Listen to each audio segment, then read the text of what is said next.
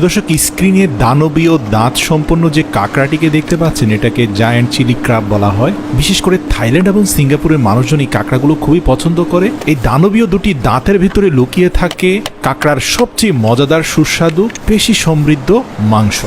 দর্শক, কাঁকড়াগুলো দেখতে দেখতে আপনাদের গুরুত্বপূর্ণ কিছু তথ্য দেই। আর্থ্রাইটিস, আলজেইমার্স, কার্ডিওভাস্কুলার ডিজিজ সহ আরও বিভিন্ন অসুখ বিসুখ প্রতিরোধ ও প্রতিকারে সাহায্য করে কাঁকড়া।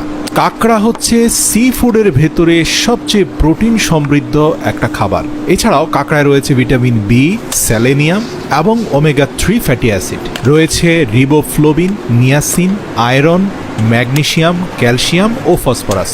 জেনে অবাক হবেন, যুক্তরাষ্ট্রের বড় বড় ফুড সায়েন্টিস্টরা বিভিন্ন রোগের প্রতিরোধ ছাড়াও চিকিৎসার প্রয়োজনে খাদ্য তালিকায় নির্দিষ্ট পরিমাণ কাঁকড়া খেতে উপদেশ দিয়ে থাকেন।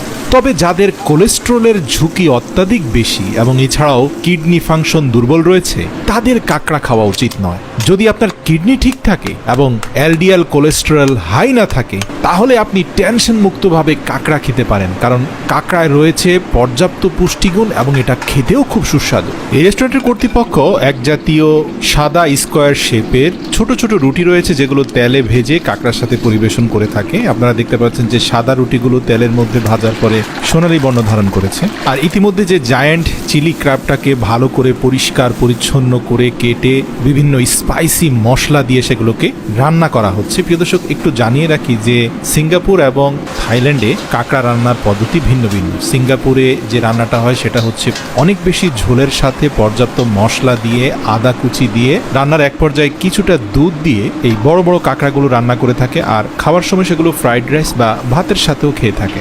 এমনকি কাঁকড়ার সাথে তারা কাঁচা ডিমকে মিশিয়ে এর স্বাদ এবং গ্রানকে আরও বাড়িয়ে তোলে। আপনি দেখতে পাবেন রান্না শেষে যে কাঁকড়াগুলোর মধ্যে পর্যাপ্ত পরিমাণ ঝোল রয়েছে, আর এগুলো অত্যন্ত সুস্বাদু হয়। এই অঞ্চলের মানুষজন ছোট ছোট স্কোয়ার সাইজের রুটি দিয়ে এই কাঁকড়াটা খেতে পছন্দ করে। আর এই কাঁকড়ার সবচেয়ে যে বেস্ট পার্টটা, সেটা আমি পূর্বেও বলেছি যে এই ভয়ঙ্কর দুটি দাঁত ছিল, সেই দাঁতগুলোর যে ভারী শেল আছে, সেই শেলটা সরালে ভেতরে মাসেল এবং ভরপুর মাংস দেখতে পাবে। রান্নার পরে সেগুলো সেদ্ধ হয়ে অনেক নরম হয়ে যায়। জানিয়ে রাখি, এই মাংসটাই মূলত সবচেয়ে উপকারী মানবদেহের জন্য।